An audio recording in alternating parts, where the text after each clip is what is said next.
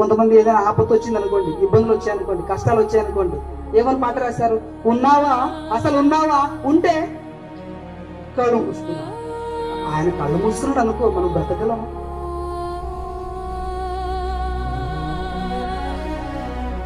కానీ ఉన్నావా, అసలు ఉన్నావా? అసలు నీ నోరు మాట్లాడుతూ చూసావు దేవుడు లేడని, ఆ నోరే నువ్వు చేసుకోలేదు. అవునా?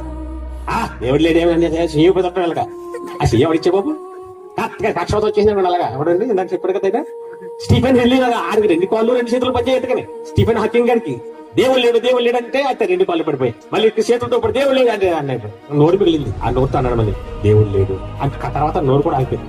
చేతులు మాత్రమే పనిచేస్తున్నట్టు అలాగే. ఆ ఏళ్ళతో మళ్ళీ టైప్ చేస్తాడు ఏమని, దేవుడు లేడు. ఆ తర్వాత అది కూడా అయిపోయింది. దేవుడు లేడు అనకంటే ముందు నీవు ఆరోగ్యం బాగు చేసుకోవచ్చు కదా. ఎంత శాస్త్రార్థం కదా, చచ్చిపోకుండా ముందు కనిపెట్టుకోవచ్చు కదా. కాబట్టి మనిషి ఏది పడుతుంది ఊహించేసుకుని మాట్లాడటం ఎవరిష్టం అవి మాట్లాడచ్చు, కానీ జ్ఞానంగా ఆలోచించాలి. అందుకన్నాడు దేవుడు లేడనేవాడు బుద్ధిహీనుడు.